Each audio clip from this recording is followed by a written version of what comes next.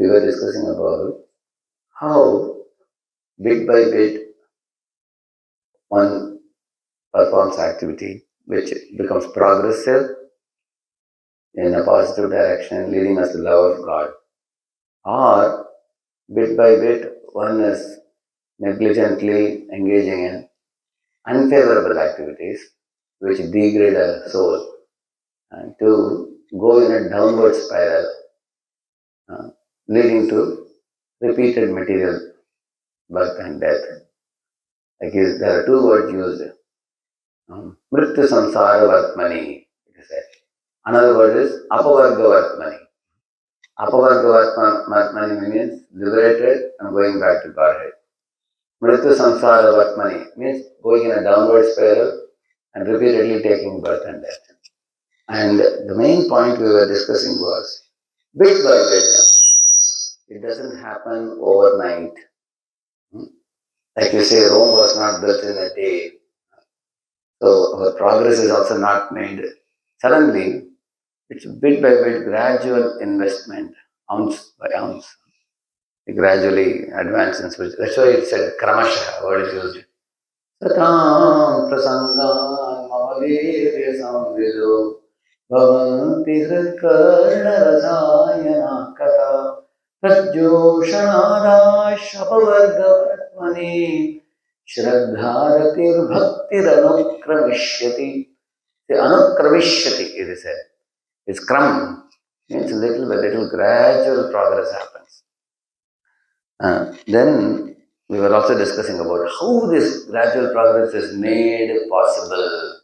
It's made possible by kaya, vacha, manasa, by body, mind and words. So one has to know what are the activities to be performed which are favorable for advancing in spiritual life. What are activities that are unfavorable, one should reject. Like Srila Rupa Goswami Pad teaches in Nectar of Instruction book. Atyahara, Prayasa, Prajalpa, Niyamagraha, Jarasanga, Laulyam, one should avoid. Utsaha, Nishchaya, Dhairya, Tathagrupavatana, Sangatyaga, Satavrati.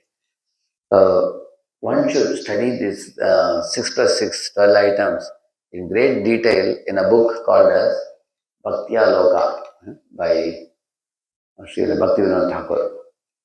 First 3 verses are very nicely explained in great detail for renunciates as well as grihasthas also. So I prepared my Nectar of Instruction lectures based on that. Very, very helpful. I have never seen anywhere in so much detail. So we should not superficially know that we should follow acharyas. How to follow acharyas? In the same manner, in the Srimad Bhagavatam also, there are many elaborations given in the Kapila section and also the 11th canto also. So each word, Sanskrit word, how to follow is all explained. Dvandvatirikshaya, how to tolerate dualities, elaborate explanations of that. So we need to learn.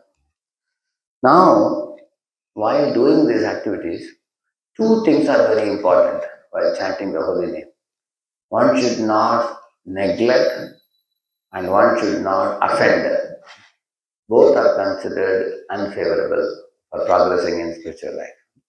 For example, if a guest comes to your home, you should not neglect the guest. And one should not offend the guest. Because whatever is neglected will go away. You will see that when Indra neglected his Guru, Guru disappeared from that. He lost the shelter of Guru by neglecting Guru. Similarly, Indra offended Brihaspati by neglecting, and Indra offended Durvasa Muni by giving the garland given by Durvasa to the elephant, which had trampled it on its foot. So that became offense also. So don't neglect, don't offend. Similarly, while chanting the holy name, if I am going to utter the name of the Lord and go somewhere else, that means what am I doing? Neglecting. Or if I am underestimating the holy name by thinking it is imaginary, or I give a wrong interpretation to it, or I abuse the holy name by thinking that I will do sinful activities and I will nullify it by holy name. So all this is underestimating or abusing or considering it to be like a mundane ritual for getting material benefits. So one should not uh, disrespect the holy name by underestimating it or abusing it or misusing it. So that is why you see nowadays many children and youth are very fond of playing video games. The video games, they have some kind of thing where they have to shoot down many things. You have seen that? Shoot this, shoot that, they, and you have to go on hitting many people and then you have to nullify it. Then you become a winner. In Vaishnava philosophy, we have to do the opposite. While moving in this world, how with our body, mind and words, not cross with any living entity. If you go, you are going to attack, you go like this. Go like this, go like this, go like this. Like this, you go here, there, don't offend anybody. It's just the opposite. In the material life, you knock somebody and you delight. I knocked this fellow, I knocked that fellow. You see? Whereas in spiritual life, immediately humble oneself. Even don't knock down junior also. Somebody may be insignificant. Dhruva Maharaj was not even a pure devotee. His stepmother crossed him. Because of that, she and her son both had to die later on. She was caught in a forest fire or something. Later on, you will see that. Never offend anybody. Unnecessarily, a soul may look insignificant.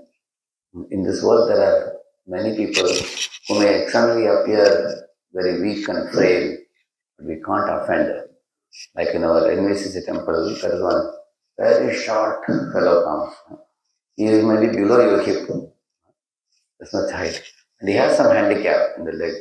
He struggles to walk, then goes to the altar, and then he takes darshan. Daily he comes with a stick in the hand. He may look very frail, but his devotion is very great. He may externally, his bodily appearance may be, some kind of handicap may be there. But in front of, his devotion, even the billionaires, big billionaires are also insignificant in front of his devotion. So unless we appreciate the devotional spark, just like Lord Chaitanya appreciated that old Orison lady, who had a great eagerness to see Lord Jagannath. So he could see the greatness of her devotion.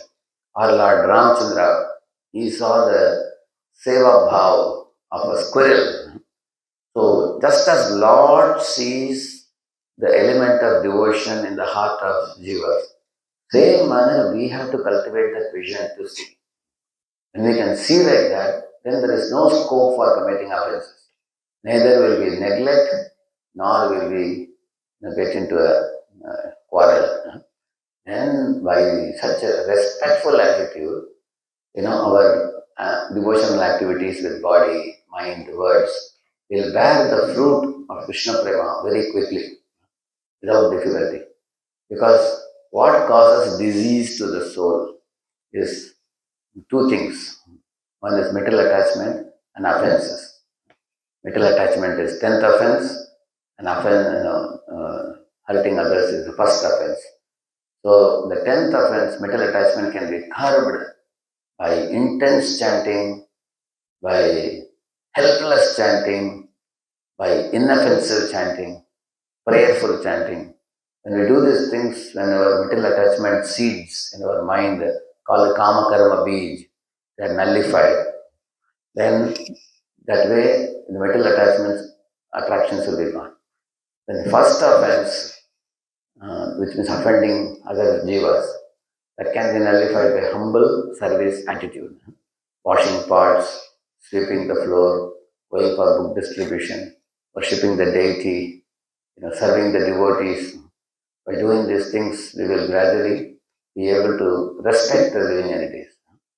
So by doing these two things, humble service attitude with a very faithful chanting, over a period of time, this disease of neglecting and offending will go away. And that is gone. Then our kaya, vacha, manasa, body, mind, words, devotional activities will bear the fruit very quickly.